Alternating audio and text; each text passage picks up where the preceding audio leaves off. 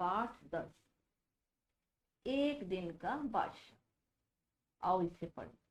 हारिफ सलीम, चलो फौरन सो जाओ। अम्मी की आवाज ऐन उस वक्त पर आती थी जब वे दोस्तों के साथ बैठे कव्वाली गा रहे होते थे, या फिर सुबह बड़े मजे से आइसक्रीम खाने के सपने देख रहे होते कि आपा आपा दीदी दीदी को कहते झिझोड़ कर जगा देती। झिझोड़ कर हड़बड़ाहट के साथ, जल्दी उठो, स्कूल का वक्त हो गया। दोनों की मुसीबत में जान थी। हर वक्त पाबंदी। पाबंदी यानी कि रोक टोक। हर वक्त तकरार। तकरार मतलब झगड़ा। अपनी मर्जी से चूप भी ना कर सकते थे। कभी हारिफ को गाने का मूड आता तो भाई बहन डांटते, चुप होता है या नहीं, हर वक्त मेढक की तरह टराया जाता है। बाहर जाओ तो अम्मी पूछती, बाहर क्यों गए, अंदर रहते। तो दादी चिल्लाती, हाय मेरा दिमाग फटा जा रहा है शोर के मारे। अरे रजिया, जरा इन बच्चों को बाहर हाँक दे। बाहर हाँक दे मतलब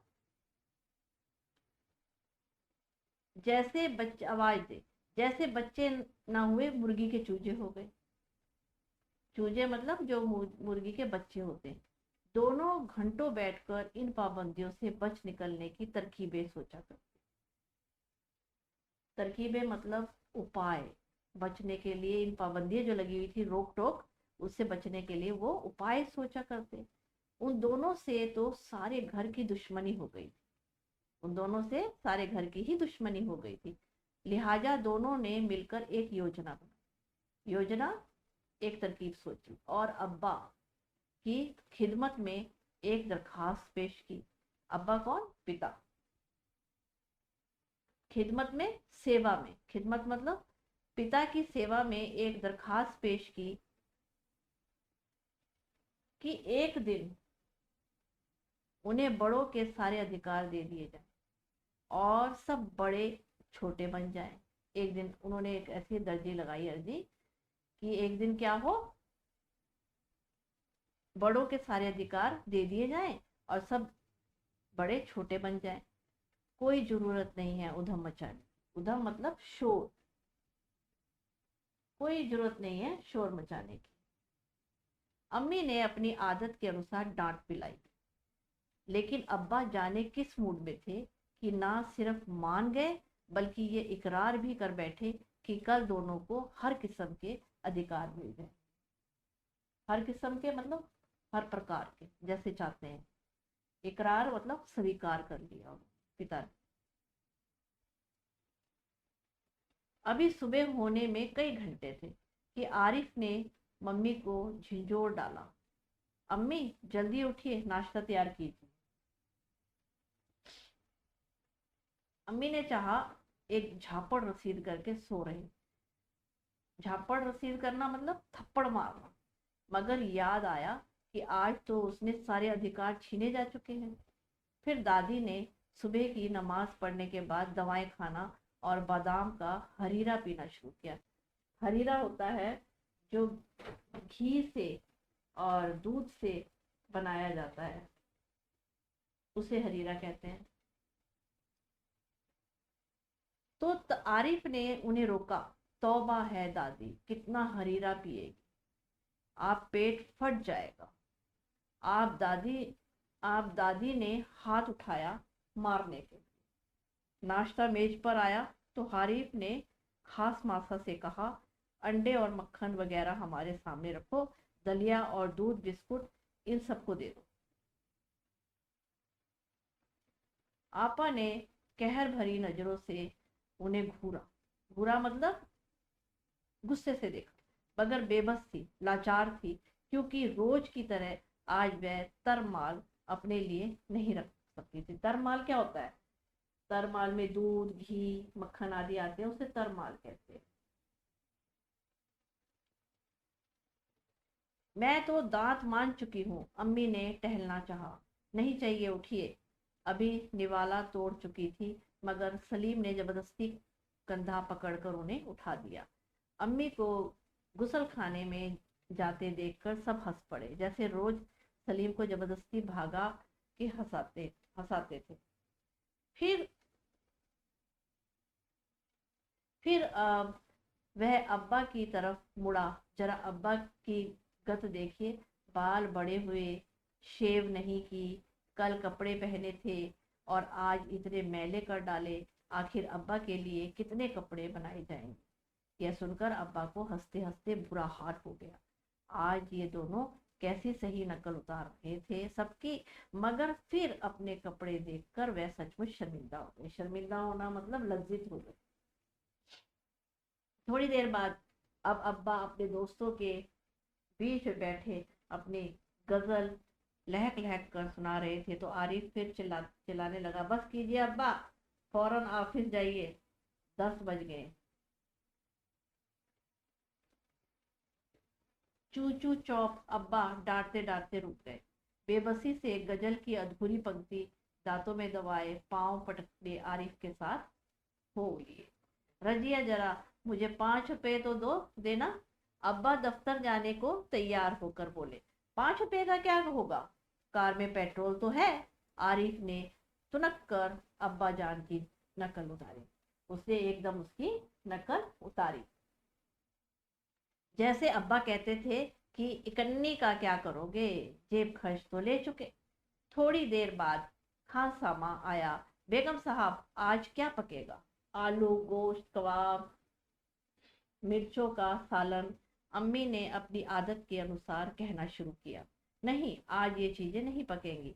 सलीम ने किताब रखकर अम्मी की नकल उतारी। आज गुलाब जामुन, गाजर का हलवा, मीठे चावल पकाओ। लेकिन मिठाइयों से रोटी कैसे खाई जाएगी। अम्मी किसी तरह सब्र ना कर सकी मतलब उससे सब्र नहीं हुआ। जैसे हम रोज सिर्फ मिर्चों का सालन से खाते हैं, दोनों ने एक साथ कहा। दूसरी तरफ दादी किसी से तू तू मैं किए जा रही थी। तू तू मैं करना बहस कर रही थी। ओफो, दादी तो शोर के मारे दिमाग पिघलाए दे रही है। आरिफ ने दादी की तरफ दोनों हाथों में सिर थाम कर कहा। इतना सुनते ही दादी ने चीख चिल्लाना शुरू कर दिया कि आज ये लड़के मेरे पीछे पंजे झाड़ के पड़ गए, मतलब बुरी तरह पड़ गए। मगर अब्बा के समझाने पर खून का घूंट पीकर रह गई। कॉलेज का वक्त हो गया तो भाईजान अपनी सफेद कमीज आरिफ सलीम से बचाते दालन में आए। अम्मी, शाम को मैं देर से आऊंगा, दोस्तों के साथ फिल्म देखने जाना है। खबरदार। खबरदार का मतलब है सावधान। आरिफ ने आंखें निकालकर उन्हें धमकाया। आंखें निकालकर मतलब गुस्से से बड़ी आंखें करके। कोई जरूरत नहीं फिल्म देखने की, इम्तिहान करीब है। इम्तिहान मतलब परीक्षा, और हर वक्त सैर सपाटों में गुम रहते हैं आप। पहले तो भाईजान एक करारा हाथ मारने लपके। करारा हाथ मतलब जोर से मारने के लिए लपके। फिर कुछ सोचकर मुस्कुरा पड़े। लेकिन हुजूरे आली, दोस्तों के साथ खास सार फिल्म देखने की बात पक्की कर चुके हैं, इसलिए इजाज़त देने की मेहरबानी की जाए। इजाज़त देने की मतलब उसको इजाज़त दी जाए कि वो जाए। उन्होंने हाथ जोड़ के कहा।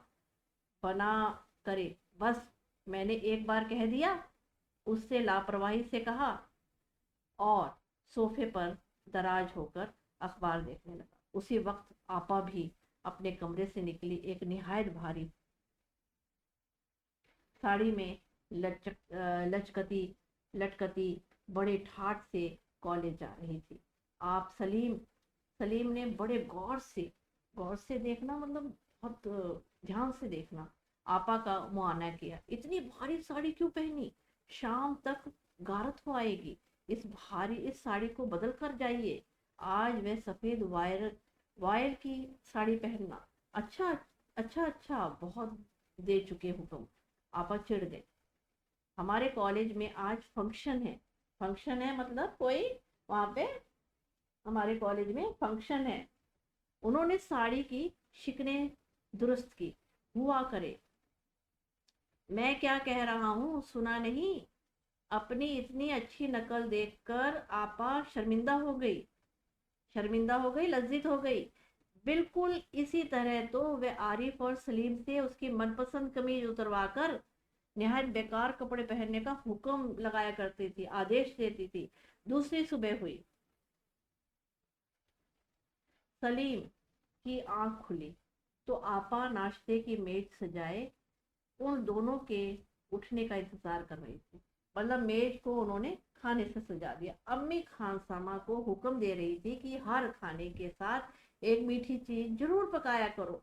अंदर हारिफ के गाने के साथ भाईजान मेज पर तबला बजा रहे थे और अब्बा सलीम से कह रहे थे स्कूल जाते वक्त एक चवन्नी जेब में डाल लिया करो, क्या हर्ज है। जिलानी बानो, उर्दू से अनुवाद लक्ष्मी चंद गुप्त द्वारा लिखा गया है।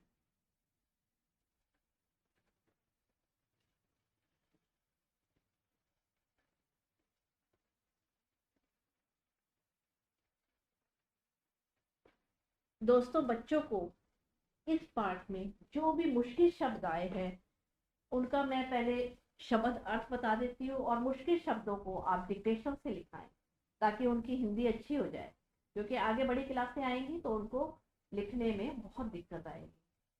बादशाह क्या कहते हैं जिसको राजा का पद मिले? फौरन, तुरंत। आपा दीदी को बोलते हैं। झिझोड़कर, हड़बड़ाहट के साथ। पाबंदी, रोक। तकरार, झगड़ा करना। हाँकना, जैसे जानवरों को चलाने का इशारा करते हैं ना, उसे हाँकना कहते हैं। तरकीब, उपाय। अब्बा, पिताजी। खिदमत, सेवा में। उधम, शोरगुल। इकरार, स्वीकार करना। किस्म, प्रकार। तौबा, हद करना। कहर, आपत्ति। घूरना, आंखें निकाल कर देखना। तरमाल, घी दूध मक्खन आदि होते हैं। शर्मिंदगी, लज्जित होना। तू तू मैं करना, बहस करना। दिमाग पिघलाना, बहुत अधिक परेशान करना। खबरदार यानी कि सावधान।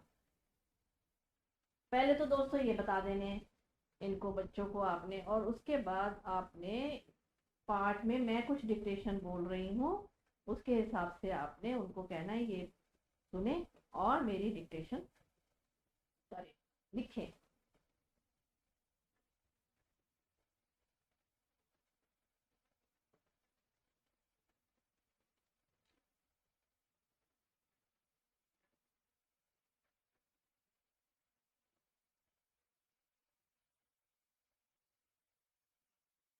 तो मेरी वीडियो सुनाओ उनको ताकि वो स्पीड बढ़ाएं। पहले वो धीरे लिखें और इसी पहरे को कम से कम 5 बार लिखें जिससे उनकी स्पीड बढ़ेगी लिखने की। अच्छा अच्छा, बहुत देर चुके हुक्म। आपा चिढ़ गई। हमारे कॉलेज में आज फंक्शन है। उन्होंने साड़ी की शिकने दुरुस्त की। हुआ करे, मैं क्या कह रहा हूँ सुना नहीं? अपनी अपनी इतनी अच्छी नकल देखकर आपा शर्मिंदा हो गई। बिल्कुल इसी तरह तो वह हारिफ और सलीम से उसकी मनपसंद कमीज उतरवा कर निहायत बेकार कपड़े पहनने का हुक्म लगाया करती। ये बच्चों से आप कहे कि ये डिक्टेशन लिखें और आप बच्चों को कोई भी पूरे आधे आधे पेज की डिक्टेशन लिखाएं ताकि वो उनको हिंदी की अच्छे से प्रैक्टिस हो जाए।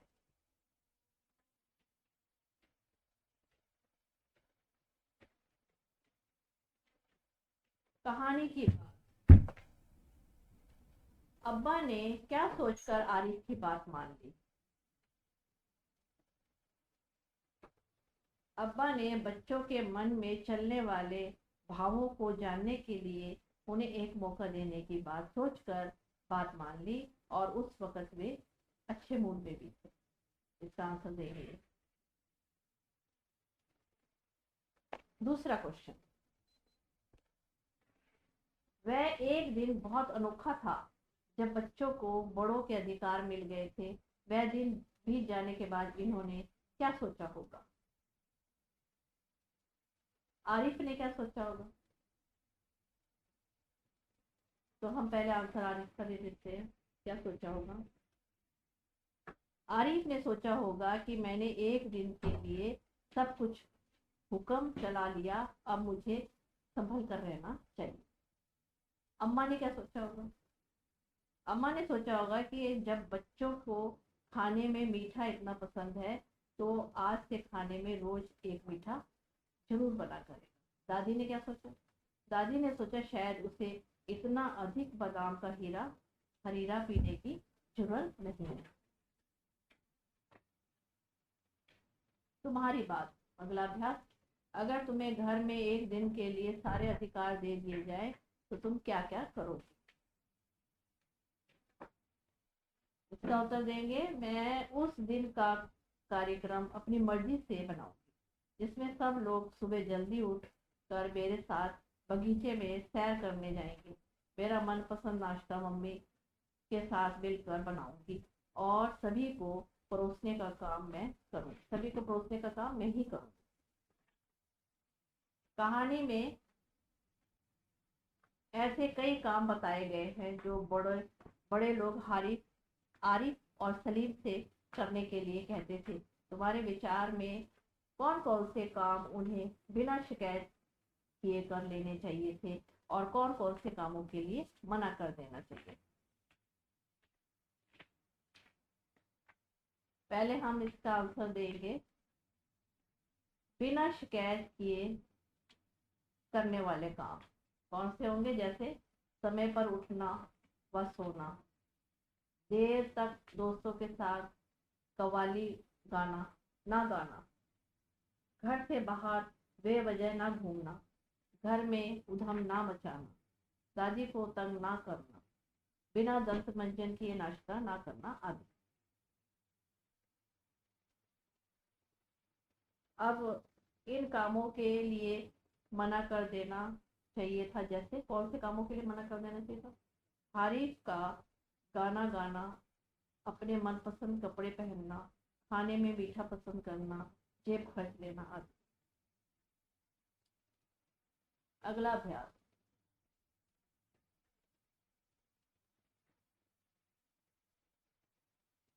तरकीब।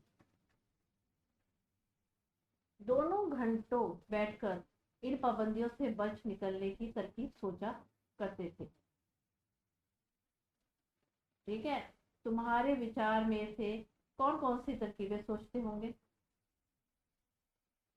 वे दोनों कुछ इस प्रकार की तरकीब सोचते होंगे। अपनी समस्या को बड़ों के सामने कैसे रखें? घर का कौन सा बड़ा सदस्य उनकी मदद करने के लिए राजी होगा?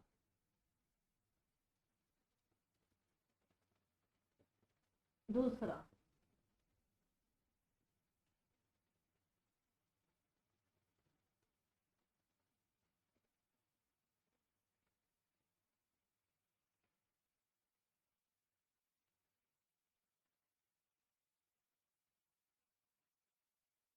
अधिकारों की बात। आज तो उसके सारे अधिकार छीने जा चुके हैं। अम्मी के अधिकार किसने किसने छीन लिए थे? अम्मी के अधिकार आरिफ और सलीम ने छीन लिए थे। ठीक है, क्या उन्हें अम्मी के अधिकार छीनने चाहिए थे? नहीं, उन्हें अम्मी के अधिकार नहीं छीनने चाहिए थे। उन्हें अपनी परेशानी दादी, अब्बा और अम्मी से को विनम्रता से बतानी चाहिए थी। क्या?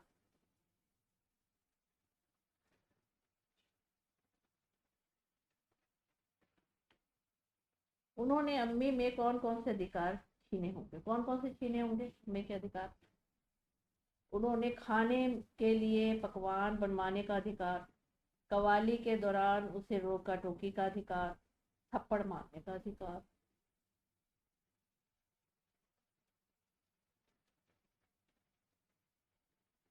अगला है बादशाह। बादशाह। बादशाह क्या होती है? बादशाहत क्या होती है, चर्चा करो। पुराने समय में जब बादशाह अपने हिसाब से प्रजा को हुक्म देते थे और प्रजा उसे बिना विरोध स्वीकार कर लेती थी, उसी को बादशाहत कहा गया है। तुम्हारे विचार में तुम्हारे विचार में इस कहानी का नाम एक दिन का बादशाह क्यों रखा गया? तुम भी अपने मन से सोचकर कहानी का कुछ शीर्षक दो। इस कहानी का नाम एक दिन का बादशाहत इसलिए रखा होगा कि आरिफ और सलीम को लगता था कि वे रोज गुलामी की जिंदगी काट रहे हैं। जब एक दिन के लिए अब्बा ने उन्हें बड़ों के सारे अधिकार दे दिए तो एक दिन का बादशाह जैसा हो गया।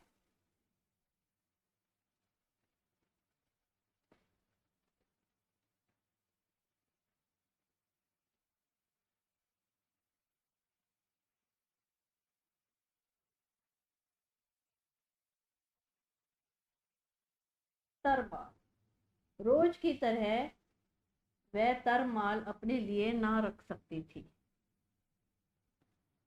कहानी में किन किन चीजों को तरमाल कहा गया?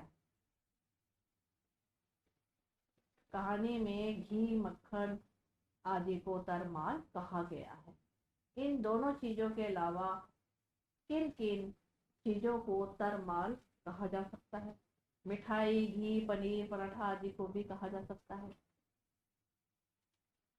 कुछ ऐसी चीजों के नाम भी बताओ जो तुम्हें तरमाल नहीं लगती। करेले की सब्जी, ब्रेड, बैंगन की सब्जी, खिचड़ी आदि हमें तरमाल नहीं लगती।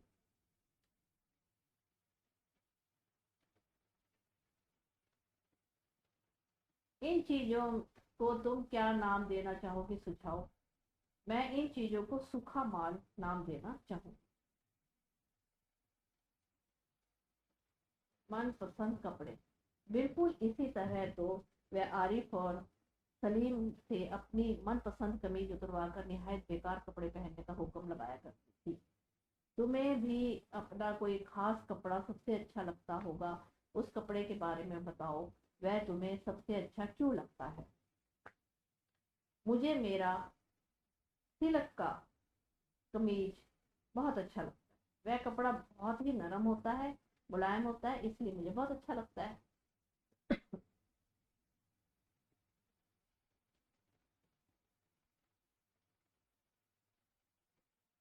अगला, कौन कौन सी चीजें तुम्हें बिल्कुल बेकार लगती है? पहनने की चीजें, खाने पीने की चीजें, करने के काम और खेल। तो यहाँ फिलअप करना है। तो पहनने की चीजें में यहाँ लिख देंगे पजामा, कोट आदि। खाने पीने की चीजें में लिखेंगे करेले की सब्जी, कोका कोला आदि। करने के काम में लिख देंगे झाड़ू, पोछा, बर्तन, कपड़े धोना आदि। खेल में कबड्डी, कुश्ती, मुक्केबाजी आदि।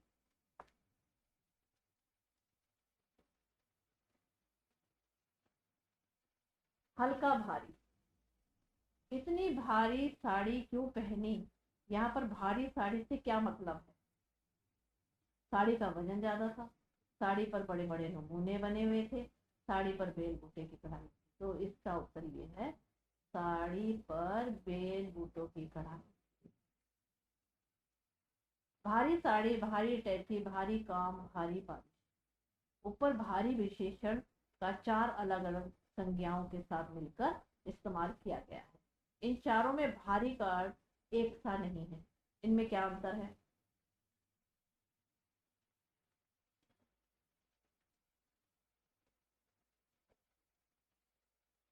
इनमें क्या अंतर है बताते हैं। भारी साड़ी जिस पर बहुत अधिक कढ़ाई का काम किया गया, जैसे बेल बूटी आदि होती हैं, भारी काम किया गया है। भारी अटैची, उठाने में बहुत वजन हो, भारी हो। भारी काम, बहुत मुश्किल काम हो जो। भारी बारिश, बहुत तेज या मूसलाधार बारिश हो, वो कहते हैं। ये हो गया इसका। भारी की तरह हल्का का भी अलग अलग अर्थों में इस्तेमाल करें। तो हम यहाँ लिखेंगे हल्की बारिश, धीरे धीरे होने वाली बारिश। हल्का काम, जिसे आसानी से किया जा सके। हल्का बैग, उठाने में कम वजन हो, आसानी से उठाया जा सके। हल्का कुर्ता, जो साधारण। हल्की साड़ी, जो कि जिसमें ज्यादा वर्क ना किया गया हो, कढ़ाई का। हल्की साड़ी। धन्यवाद दोस्तों। मेरे चैनल को सब्सक्राइब करें, मेरे वीडियो को लाइक एंड शेयर